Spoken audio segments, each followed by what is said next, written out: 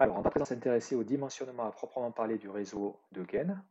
Et donc, pour ce faire, on va commencer par ouvrir la vue 3D CVC générale, donc dans l'arborescence du projet en bas à gauche, WTZA,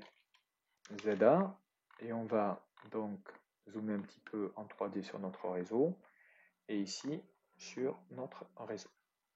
Donc, l'objectif, c'est de dimensionner uniquement les antennes qui se raccordent sur le tronçon principal. Le tronçon principal, on a considéré qu'il resterait fixe pour l'exercice.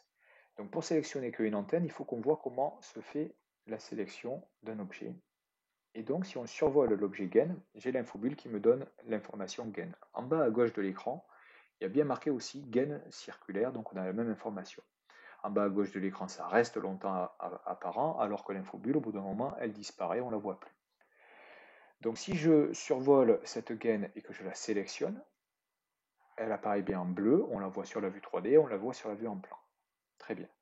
J'appuie sur échappe et je vais recommencer, mais maintenant je vais survoler la gaine et je vais appuyer une fois sur Tab. Et à ce moment-là, qu'est-ce qu'il y a marqué en bas à gauche? Branche d'un réseau de gaines. Si je clique à ce moment-là, ma sélection fait apparaître ici la branche, mais pas le T de raccordement. On le voit aussi sur la vue en plan. J'appuie sur échappe, on va recommencer, on survole la gaine, on appuie une fois sur Tab, deux fois sur Tab. Et là, qu'est-ce qu'il y a écrit en bas à gauche? Branche d'un réseau de gaines comprenant les objets de la branche. Donc si je clique, qu'est-ce que j'observe? Je vois qu'à présent, j'ai en plus de tout à l'heure le T de raccordement qui a été sélectionné. J'appuie sur échappe, on continue, toujours dans la découverte de cette façon de se sélectionner.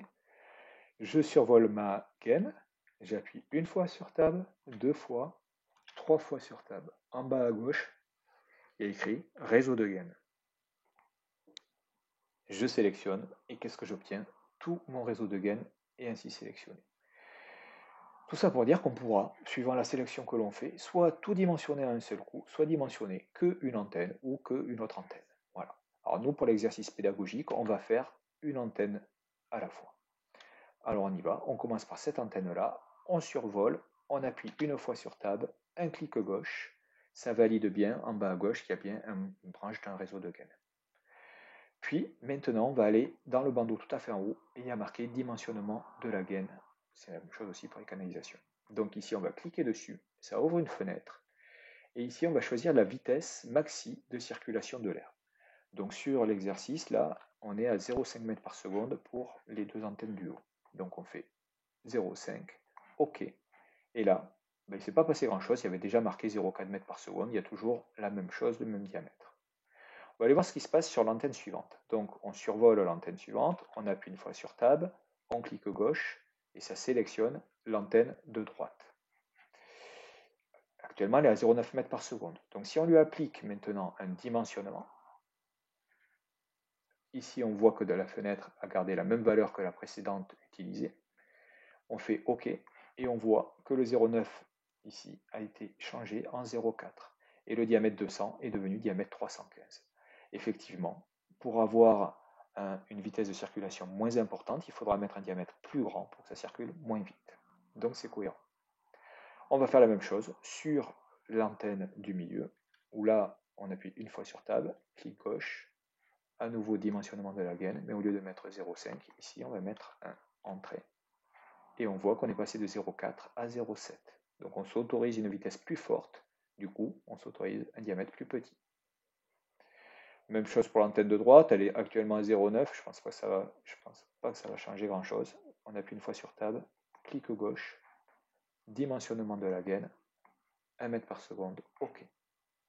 Il ne se passe pas grand chose effectivement. On va aller ici actuellement on est à 0,4, donc si je survole, que j'appuie sur Tab, on veut dimensionner à présent à 1,5 m par seconde, donc 1,5 m par seconde au lieu de 0,4.